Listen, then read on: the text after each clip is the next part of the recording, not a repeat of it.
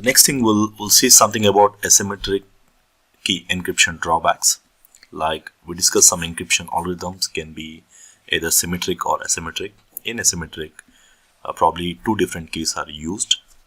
One key for encryption, other for decryption. So if I just quickly revise the basic process of asymmetric key, let's say Alice and the Bob are trying to communicate with each other.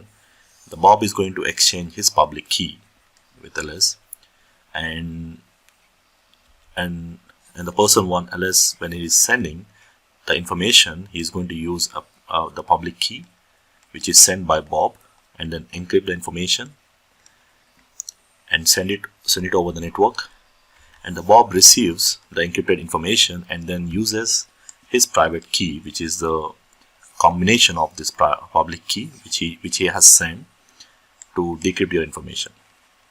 So now the owner who is having the key, only he will be able to decrypt that particular data, which provides a secure communication. Like only owner of the key can decrypt the data.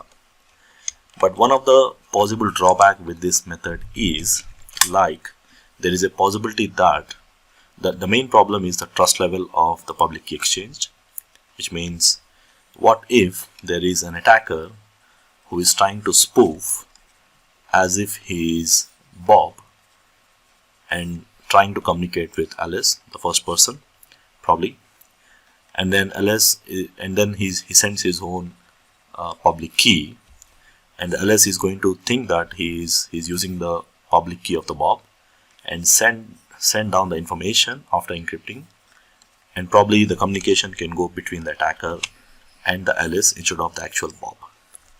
So this is one of the drawback with the asymmetric algorithms, where the attacker in the middle can actually send his own public key and spoof to be the source, because the process is actually not authenticated. Now to fix this, we have some more better way. There is something called public key infrastructure which is used to fix these drawbacks. So with this, probably with the public key infrastructure method, probably the source will be trusted. It's going to check whether the public key which is sent, is it a trusted site or the trusted user or not.